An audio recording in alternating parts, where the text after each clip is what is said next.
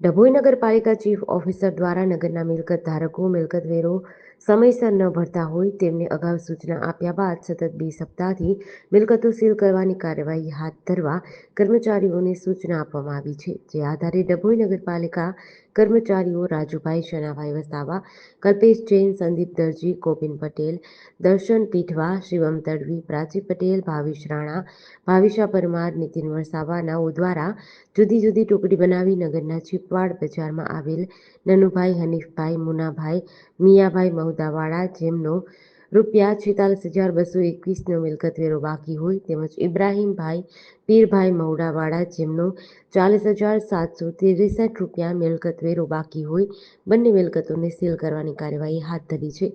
આગામી સમયમાં પણ મિલકત વેરો ન ભરતા મિલકત ધારકોની સામે કાર્યવાહી કરવામાં આવશે.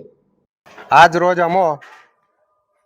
અમારા ચીફ ઓફિસર સાહેબના આદેશ અનુસાર અમારી વેરા વસૂલાત કરનાર ટીમ સાથે ચીપડ બજારમાં રહેતા નન્નુભાઈ, હનીફભાઈ મવડાવાલા તથા યુસુફભાઈ ચાંદભાઈ મવડાવાલાની મિલકત નંબર 1571 જેનો મિલકત વેરો 46,221 તથા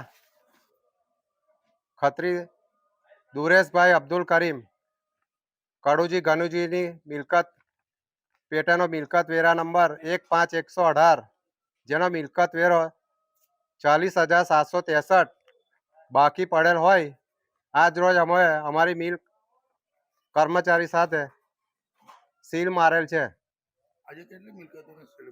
આજે અમે 2 મિલકતોને સીલ મારેલ છે. GDC ન્યૂઝ સાથે નિરંજન ચૌહાણ, ડભોઈ.